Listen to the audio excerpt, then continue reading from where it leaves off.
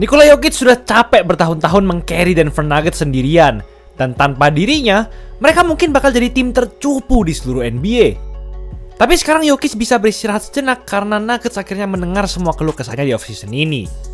Baru hari pertama masa free agency kemarin, Nuggets langsung men-trade Michael Porter Jr. ke Brooklyn Nets dan mengambil Cam Johnson yang adalah pemain terhebat Nets musim lalu.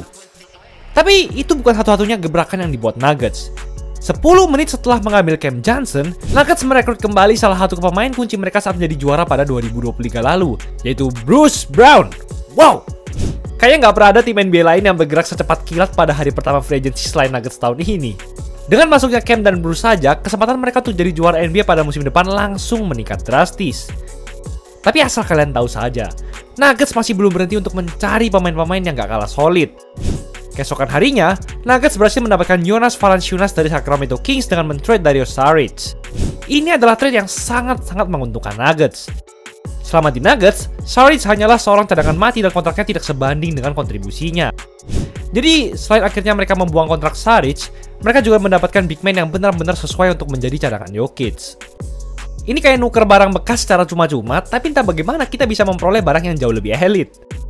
Tapi apa yang terjadi setelah itu mungkin membuat mimpi para fans Nuggets jadi semakin nyata. Nuggets juga merekrut Tim Hardaway Jr. untuk memperbanyak jumlah shooter dalam roster mereka.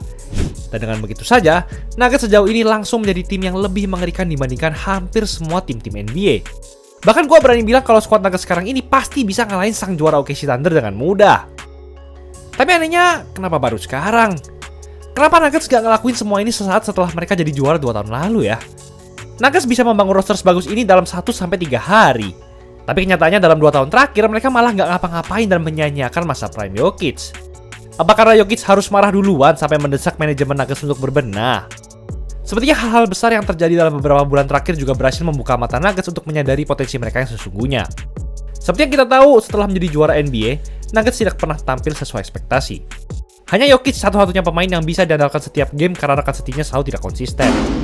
Tapi masih ada satu hal yang lebih parah lagi dari itu. Pemain sekelas Jokic yang sudah menjadi MVP NBA 3 kali dalam kurun waktu 4 tahun benar-benar nggak punya pemain cadangan yang bagus. Kebanyakan dari mereka justru masih sangat muda dan baru bermain 1-3 tahun saja di NBA. Beberapa dari mereka memang ada yang sudah berkembang jadi pemain yang solid.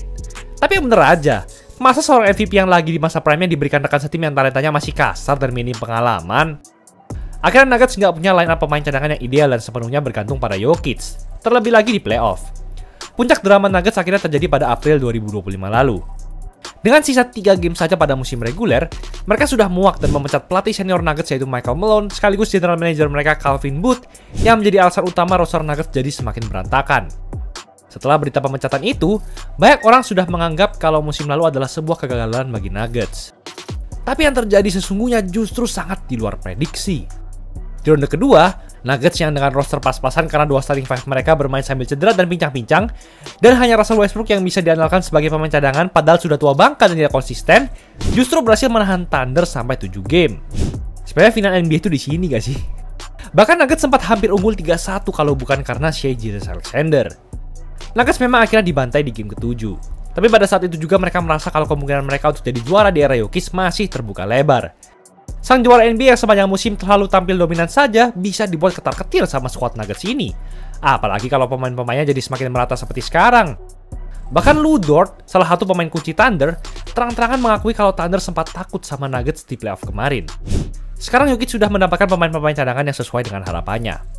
Tapi sebenarnya sehebat apa sih pemain-pemain baru Nuggets ini? Kita bahas dari Cam Johnson dahulu. Jika dibandingkan dengan MPJ, sebenarnya mereka berdua ini adalah tipe pemain yang sama, yaitu seorang 3-point shooter yang tajam. Hanya saja, Cam lebih aktif dari MPJ di sisi defense. Ia juga memiliki kemampuan playmaking dan ball handling yang lebih bagus. Musim lalu, Cam mencatatkan rataan 18,8 poin, 4,3 rebounds, 3,4 assist, dan 2,8 3 points per game, dengan akurasi field goal 47,5% dan akurasi 3 point 39%. Tanpa Jokic saja, Cam sudah bisa mencatatkan statistik yang sama hebatnya dengan MPJ. Tentu ia akan bermain lebih produktif dan efisien lagi di samping Jokic dan juga sebagai opsi offense ketiga di lapangan. Pengalaman Cam di playoff juga sudah terbukti karena ia sempat lolos ke NBA Finals bersama Phoenix Suns pada 2021 lalu. Tapi ada satu hal lagi yang tak kalah penting. Secara finansial, kontrak Cam 17 juta US dollar atau sekitar 275 miliar rupiah lebih murah dibandingkan kontrak MPJ. Siapa yang nggak mau dapat pemain yang secara keseluruhan lebih hebat dengan harga yang jauh lebih murah? Dan dengan hilangnya kontrak MPJ yang mahal itu, Nuggets jadi semakin bebas untuk merekrut pemain-pemain cadangan solid lainnya. Dan Bruce Brown adalah salah satunya. Kontribusi Bruce sudah terbukti saat ia membela Nuggets 2 tahun lalu. Sebagai pemain cadangan, Bruce memberikan energi yang sangat-sangat besar, khususnya di sisi defense. Itu sendiri sudah cukup untuk mencuri momentum dalam setiap pertandingan. Segala 3-point dan tembakan-tembakannya pun selalu berhasil masuk tepat pada saat Nuggets membutuhkannya. Secara statistik, sudah terlihat jelas juga bahwa ia cocok bermain dengan Jokic dan Nuggets. Karena rataan poinnya pada musim 2022-2023 lalu merupakan yang tertinggi sepanjang karirnya. Dan Bruce bisa dibilang adalah pemain yang paling setia kepada Nuggets dibandingkan pemain-pemain baru lainnya.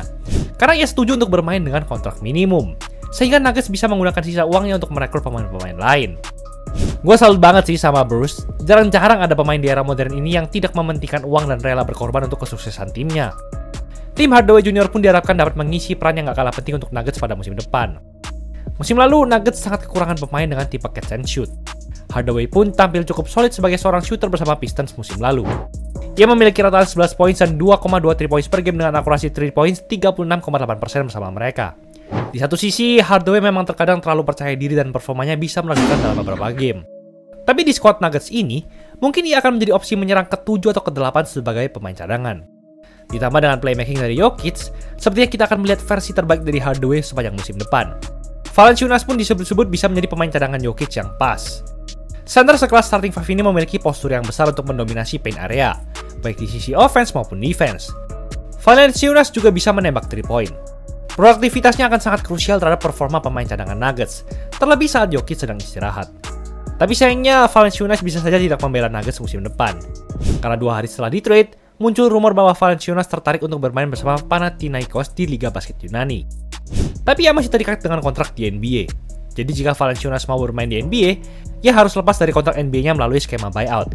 Saat video ini dibuat, Nuggets masih bertekad untuk tidak melepas Valanciunas dan sudah memberitahu agennya kalau ia harus tetap menghormati kontrak NBA-nya dan menjadi cadangan Jokic. Bagaimanapun, jika Valanciunas akhirnya keluar, ruang gaji Nuggets jadi lebih luas untuk merekrut free agent center lainnya seperti Al Horford ataupun Marvin Bagley. Menurut gua, selain Rockets dan Hawks, Nuggets telah menjadi salah satu pemenang di free agency tahun ini. Kesempatan mereka untuk menjadi juara langsung naik signifikan, dan Jokic pastinya senang dengan semua pergerakan ini. Itulah episode kali ini. Gila, cuma 70.000 plus kamu udah bisa dapat satu style jersey, free design, free voucher, dan custom satuan. Gas CO di Easy Sportswear. Jangan lupa like dan subscribe agar channel ini bisa berkembang dan menghasilkan video menarik lainnya. Thanks for watching, I'll see you in the next video.